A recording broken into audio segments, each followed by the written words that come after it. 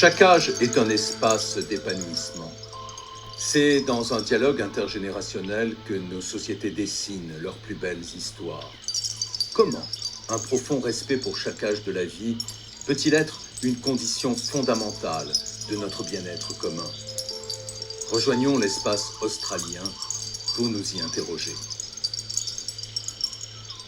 Nous naissons tous et toutes dans ce qui apparaîtra un jour à nos yeux ou à ceux d'autrui comme une génération. Génération de la guerre, génération des années 1960, génération de la crise pétrolière, génération des natifs du numérique.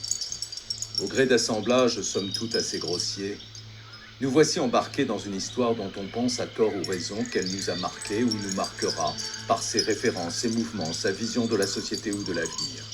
Et de là, des jugements assez catégoriques s'enchaînent comme autant de lignes de fracture et d'opposition potentielles qui ne manquent pas de susciter les réactions de regroupement plus ou moins sincères ou factices qu'on attend d'elles. Nous sommes sur les terres australiennes, dans le temps long de l'héritage aborigène. Et nous nous rappelons au Djugurpa, ou Djugurba parmi diverses appellations possibles. Le rêve.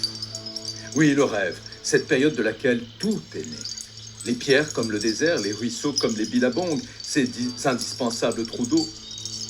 Ce moment germinal où la terre était occupée par des créatures mythiques comme lézards ou crocodiles, serpents arc-en-ciel. Les ancêtres ont voyagé, et partout ils ont donné forme à la vie. Partout, à travers grottes, arbres, rochers, ils ont fait de la création ce moment éternel qui échappe à l'ordre linéaire du temps.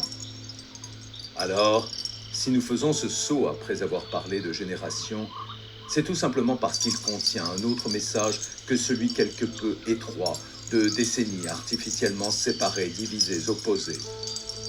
Le message de la continuité, dont on voit bien avec les soubresauts du monde contemporain combien sa remise en cause peut affecter toutes les générations, emportées par une perte de repères.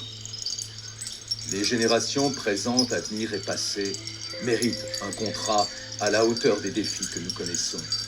Leur avenir tient dans une alliance inégalée, celle des compétences mutuelles, des savoirs partagés, des actions mutualisées. Les générations peuvent-elles y accéder, tous âges confondus? Et si l'on commençait par questionner notre indéfinition de l'âge?